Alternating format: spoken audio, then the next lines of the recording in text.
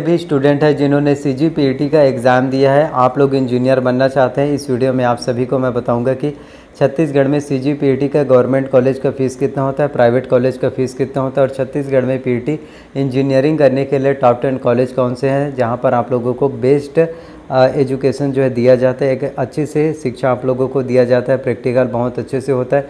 तो top 10 college कौन से हैं छत्तीसगढ़ में जिससे आप जो है जो इंजीनियर आपने देखा है सपना, उन सपनों को पूरा कर सकते हैं। और आफ्टर PET इंजीनियरिंग करने के बाद आपको कितना पैकेज सैलरी जो है देखने को मिलता है वो भी डिटेल्स आपको बताऊंगा, क्योंकि PET जब आप लोग करते हैं तो आप लोग सोचते हैं कि हम एक इंजीनियर बनेंगे और इंजीनियरिंग में हमें बहुत ही अच्छा सैलरी जो है पैकेज अमाउंट मिलेगा, तो कितना पैसा मिलेगा वहीं आपको बताऊंगा कि छत्तीसगढ़ में जो PET आप लोगों ने एग्ज़ाम दिया है तो पूरा कैटेगरी वाइज बताऊंगा कि कौन से कैटेगरी वाले स्टूडेंट का कितने नंबर और कितने रैंक में सिलेक्शन होगा, कितना ऑल ओवर रैंक आपका है तो उसमें आपका जो है सिलेक्शन हो जाएगा। तो कंप्लीट डिटेल्स इस वीडियो में बताऊंगा, साथ ही आपको बताऊंगा कि काउंसलिंग जो है किस तरह से किया जाता है, क्योंकि आप लोगों को बताना चाहता हूं कि छत्तीसगढ़ में यदि PET आप करना चाहते हैं, इंजीनियरिंग करना चाहते हैं तो उसके लिए सबसे पहले आपको काउंसलिंग करना होगा। जितने अच्छे से आप काउंसलिंग करेंगे उसी के हिसाब से आपको कॉलेज मिलेगा। यदि आप काउंसलिंग में एक छोटी सी मिस्टेक करते हैं, कोई भी गलती करते हैं तो आपको कॉलेज नहीं मिल पाएगा। तो इस वीडियो में आप लोगों को स्टेप बाय स्टेप कंप्लीट जानकारी बताऊंगा, जिससे आप जो है उन चीज़ों को फॉलो करके आप जो है PET में सिलेक्शन पा सकते हैं, क्योंकि ये सब कुछ आपके काउंसलिंग के ऊपर ही डिपेंड करेगा। वहीं साथ ही उनमें से कई स्टूडेंट होते हैं, आप में से कई स्टूडेंट हैं जिनके मार्क्स बहुत कम है। क्या होता है कि कई बार बहुत स्टूडेंट ने अच्छे से मेहनत किया होता है लेकिन उनको उनके मुताबिक रिज़ल्ट नहीं मिलता और उनका कम मार्क्स आता है। तो ऐसे में वो स्टूडेंट क्या करते हैं, वो स्टूडेंट निराश हो जाते हैं और वो सोचते हैं कि इस वर्ष हमारा सिलेक्शन नहीं हुआ, अब फिर से हमें एक साल मेहनत करना पड़ेगा, अच्छे से फिर से कोचिंग सेंटर जाकर प्रिपरेशन करना पड़ेगा या फिर सेल्फ स्टडी, फिर हमें इस बार अच्छे से प्रिपरेशन करेंगे तब हमें गवर्नमेंट कॉलेज मिलेगा, तो ड्रॉप कर लेते हैं। तो आपको ड्रॉप नहीं करना। तो कम मार्क्स वाले स्टूडेंट का भी सिलेक्शन किस तरह से होगा वो भी मैं आपको बताऊँगा।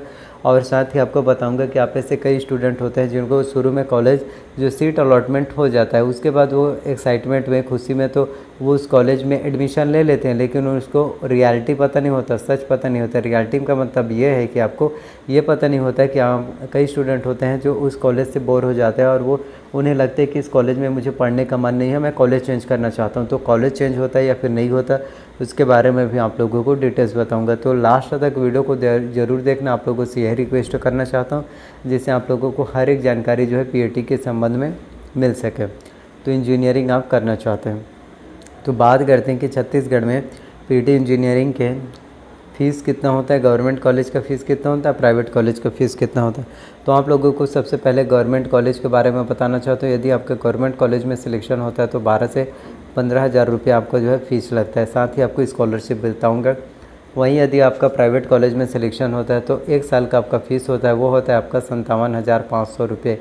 जी हाँ, आपका 1 साल का फ़ीस आपका 57,500 रुपये जो है लगता है इंजीनियरिंग में, क्योंकि सबसे ज़्यादा फ़ीस अगर किसी क्षेत्र में और किसी कोर्स में लगता है तो वो है आपका मेडिकल में और एक इंजीनियरिंग में। बाकी जितने भी कोर्सेस होते हैं उसमें कम फीस रहता है, तो 57,500 रुपये आपका शुल्क है। वहीं स्कॉलरशिप की बात करें, इंजीनियरिंग में आपको जो है कितना स्कॉलरशिप मिलेगा, तो जो SC और ST कैटेगरी वाले स्टूडेंट हैं उनको जो है 30,000 रुपये जो है स्कॉलरशिप मिलेगा। वहीं जो BC कैटेगरी वाले स्टूडेंट हैं उनको जो है 27,000 रुपये जो है स्कॉलरशिप के रूप में मिलेगा। तो इतना पैसा, इतना अमाउंट आपको जो है देखने को मिलता है। बात कर लेते हैं कि PET के लिए कितने सीटें हैं। तो PET के लिए छत्तीसगढ़ में टोटल सीटों की बात करें तो आपका 11,000 सीटें छत्तीसगढ़ में PET इंजीनियरिंग करने के लिए। अब आप ऐसे काफ़ी स्टूडेंट यही सोचेंगे कि 11,000 सीटें हैं तो इसमें हमारा सिलेक्शन ज़रूर हो पाएगा, लेकिन आप लोगों की जानकारी के लिए मैं बताना चाहता हूँ कि आप लोग यदि ये सोच रहे हैं कि 11,000 सीटें हैं और उसमें तो आराम से हमारा सिलेक्शन हो जाएगा, तो आप लोगों को बताना चाहता हूँ कि जो 11,000 सीटें हैं ना, इसके लिए लगभग 26,000 स्टूडेंट ने आवेदन दिया है। तो सोचिए 11,000 सीटें हैं और उससे डबल एग्ज़ाम दिए हैं स्टूडेंट ने, तो उनमें से 11,000 में सिर्फ और सिर्फ 11,000 का स्टूडेंट का सिलेक्शन होगा और जो 13 से 14,000 स्टूडेंट हैं उनका सिलेक्शन नहीं हो पाएगा और वो डिसक्वालीफाई हो जाएंगे। तो आपको जब एग्ज़ाम आपने अच्छे से परफॉर्मेंस कर लिया, अब आपका लास्ट जो अंतिम चरण है, एक तरह से चयन प्रक्रिया की बात करें तो सब कुछ आपके काउंसलिंग ही है।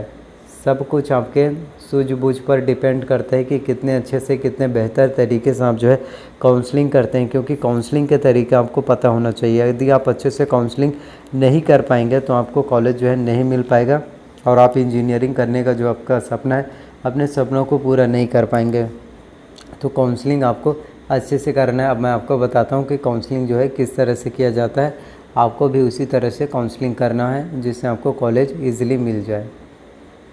तो छत्तीसगढ़ में पीटी इंजीनियरिंग का काउंसलिंग करने के लिए आपको क्या करना होगा, सबसे पहले तो आपको अपने मोबाइल में गूगल क्रोम ब्राउज़र को ओपन कर लेना है और उसे डेस्कटॉप मोड पर सेलेक्ट कर लेना। फिर आपको जो है CGDT काउंसलिंग 2022 लिखकर सर्च कर देना। जैसा आप CGDT लिखकर सर्च करेंगे, सबसे पहले जो लिंक रहेगा CGDT का उस पर आपको जो है क्लिक कर लेना। फिर आपको उसमें एडमिशन इन्फो में जाना, फिर मोर पर फिर क्लिक कर लेना। उसके बाद आपको ऑनलाइन काउंसलिंग 2022-23 लिख कर आएगा, इस पर क्लिक कर लेना। जैसे आप क्लिक करेंगे आपके सामने एक ऑप्शन दिखाई देगा CGPT क्लिक टू अप्लाई। तो इस क्लिक टू अप्लाई वाले ऑप्शंस पर आपको क्लिक कर लेना है। इसके बाद आपके सामने दो ऑप्शंस आएंगे, एक न्यू रजिस्ट्रेशन, एक एप्लीकेशन लॉगिन।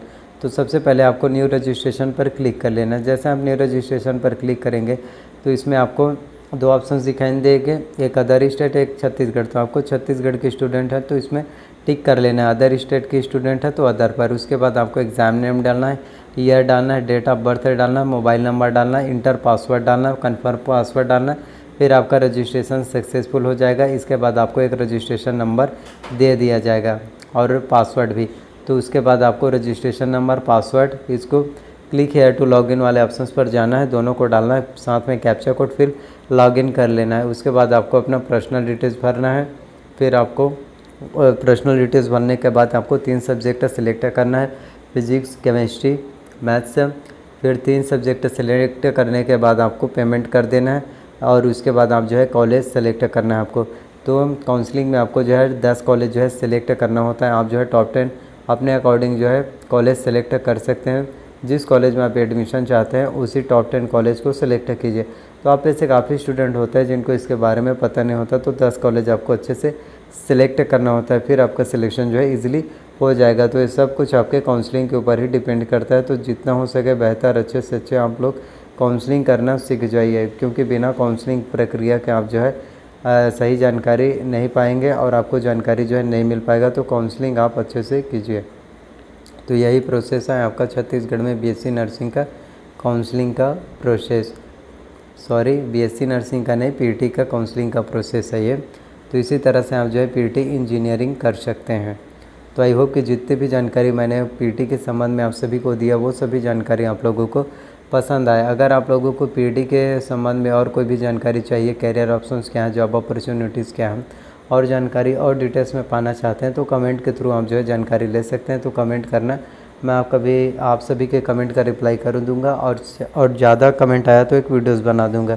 तो मिलते हैं नेक्स्ट वीडियो में। सो थैंक यू आप सभी लोगों का, इसी तरह से सपोर्ट करते रहिए, प्यार अपना दिखाते रहिए। तहे दिल से आप लोगों का धन्यवाद।